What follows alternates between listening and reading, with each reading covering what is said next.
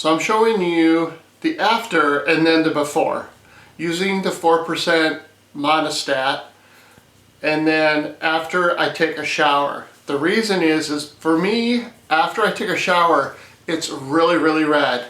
The Monistat does not cure seborrheic dermatitis. I don't think there is a cure. And I want to again thank the people in Reddit that have helped me just experiment through this whole thing. Using electric or a regular standard razor for shaving, it doesn't make any difference in my case.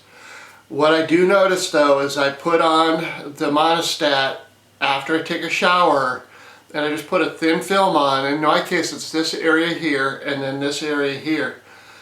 It takes a little while for it to respond, and I don't mix it with any other cream. So I'll just put a thin layer in this area around the base of my chin and then here, and it takes a little while, I mean maybe an hour or so, for me to notice that it does diminish.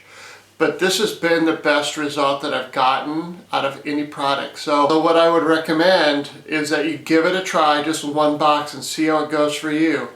But don't be surprised for some reason if you get out of the shower and it comes back full red. So I'm going to take a shower and come back and show you what it looks like so you're not surprised. But the Monistat does help diminish it. Okay, so I'm back from a shower. After a shower, for some reason, the seborrheic dermatitis flares up. Mine seems to roost in this area under my chin and right here.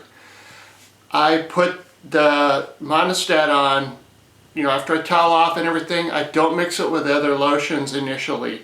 So I'll put a thin layer on here and just kind of blend it in.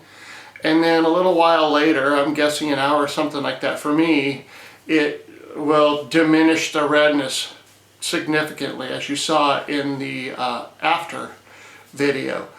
You may want to reapply the Monistat during the course of the day if you see it coming back. But generally speaking, from shower to shower in a 24-hour period just about, I will dab a little bit more on it if I think about it, if I think it's getting red. I kind of just started using this the last couple of months, so maybe I'm overdoing it, but it does have the effect that you saw in the after video, and it's really been a help. There's nothing wrong with going to a dermatologist and getting professional help. I recommend it if you're able to, and maybe they'll prescribe this. I wanted to try it first, just to kind of know what works or what doesn't. If I ever get frustrated enough and I want to go to a dermatologist, at least I have spent a very little amount of money and a very little amount of time to investigate and research this on my own with the help of the internet. I just want to thank the whole internet community, in this case especially Reddit. They were very instrumental just helping me go through the possible treatments for this. It's not the worst condition in the world, but there's a lot of people worse off than me as far as like having it in different spots of their face, and I'm sorry for that, but hopefully this video that I've made will help you a little bit if you haven't tried Monistat, and wish you all the best. Before I talk about the Monistat 3, things that I have tried, Dermoscribe, which is supposed to be kind of for this, I guess, that did not help me. It's intensely smelly, it's not a pleasant smell, and the smell gets on everything, so not going to use Dermoscribe. Before I kind of got the gist that this was a condition based on yeast, I did try some antifungals. There's a whole variety of things, and I tried a bunch. Anti-itch creams did not help. Hydrocortisone did not help. The thing that was on the borderline for me was coconut oil, or MCT oil. That kind of did something, but it wasn't great. And the oil, it wasn't that oily, but it obviously can get on stuff and stain things. There's also treatments like this with this kind of miconazole nitrate that is 2%, and that did not help me. Actually, when I first bought the Monistat, that there's this kind of box, and it has the little, I guess it's supposed to be external cream, which is only 2% miconazole nitrate. That does not help. You can see that I tried it.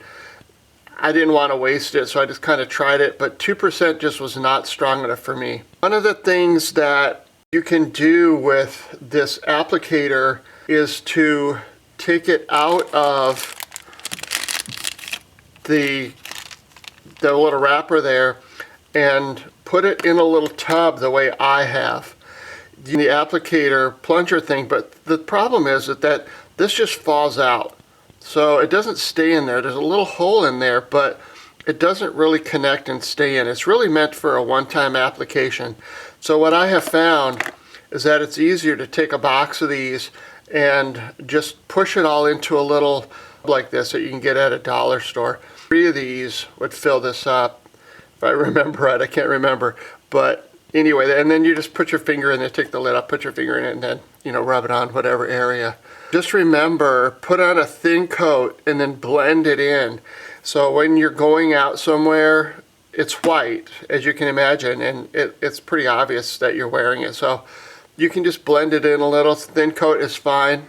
You can find it. There are boxes that just have tubes of the Monistat that has the 4%, the stronger concentration, and that is to come with a reusable applicator.